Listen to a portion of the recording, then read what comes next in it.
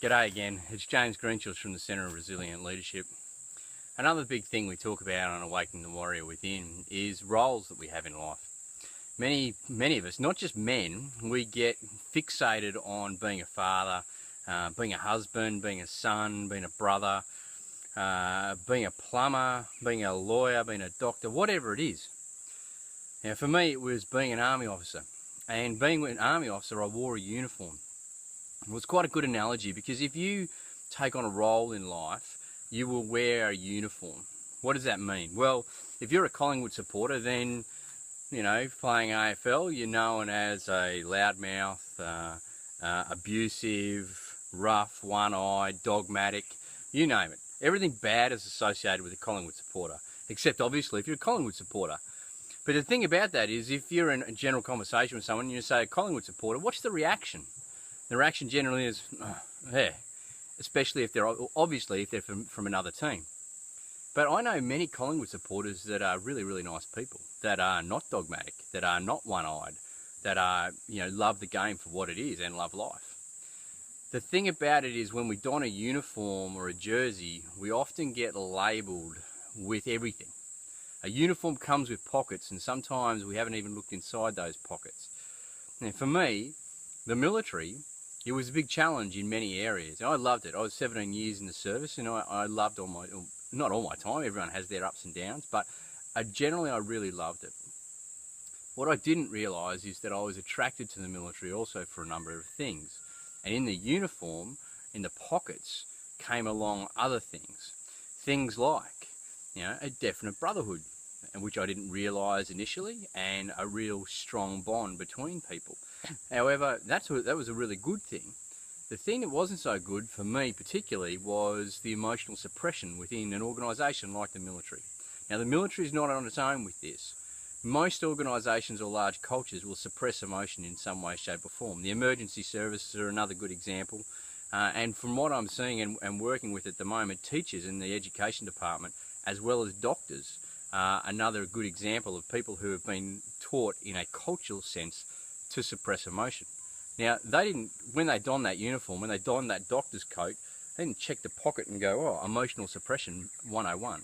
Now, I am generalising, and there are many doctors who are incredibly emotional literate, same as teachers, same as military officers, etc. But in a general form, when you don a uniform, you take all the label, whether or not you like it or not. Not only that, at a subconscious level, you've agreed to it. So, as a role, as a father, as a subconscious level, you've agreed to just about everything to do with being a father. Sometimes you'll kick back consciously. There's many fathers that just leave, up and leave, because they're not ready personally for what they've supposedly got themselves into. Being a son, a relationship with your father and your mother and possibly your siblings. A lot of the time we close off on that because we don't like the relationship that we've already started. But these different roles will often come with an obligation. Now, obligation is the Siamese twin, or the ugly twin and harmful twin of loyalty. Obligation is where we feel we have no ability of choice, no freedom of choice. Obligation means that we feel obligated, or there is a need in us to fulfill certain criteria of the role, and we have no freedom of action in that. What that breeds in our mind is behaviours and thought patterns generating learned helplessness in that situation. And you've seen it before, you know, oh, this is just what I've got to do, or I've just got to get through this, or I've just got to do this for mum, I've just got to do this for my son, I've just got to do this for my boss. That, in the sense where you've taken on the role, is what learned helplessness is talking about. The thing is, that's a paradigm. When you realise that loyalty can be misguided, and therefore you should be careful about who you become loyal to. Remember, loyalty is simply an entity between two people, or two things. Many people develop a loyalty to a inanimate object or a soulless thing, an organisation. Now, is there anything wrong with that? In many cases, no, except when it takes control of your life. If you consciously do it, excellent. And you consciously dedicate yourself to things like that, excellent. Because if you consciously do it, then you can bring balance. Where you unconsciously do it, or where you believe you have an obligation or you are tied to it, means you have no balance. The role has taken over you. It's consumed you. A great example is mothers. Mothers who struggle with letting go of their children will often go through difficulties with menopause. But let's bring the subject back to fathers. Fathers get intimately linked with that being the provider. Now, I can't go into too much detail here.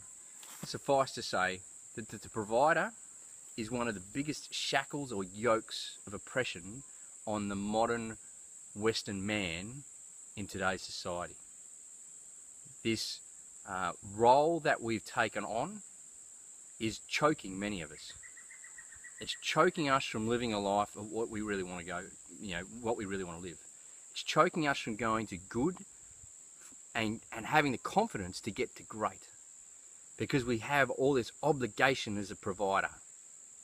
Much of it is senseless obligation.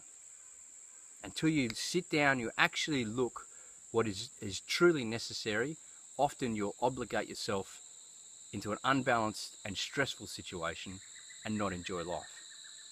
So, be careful of the roles you take on in life. This is one thing we deal with extensively in the Awakening the Warrior Within program.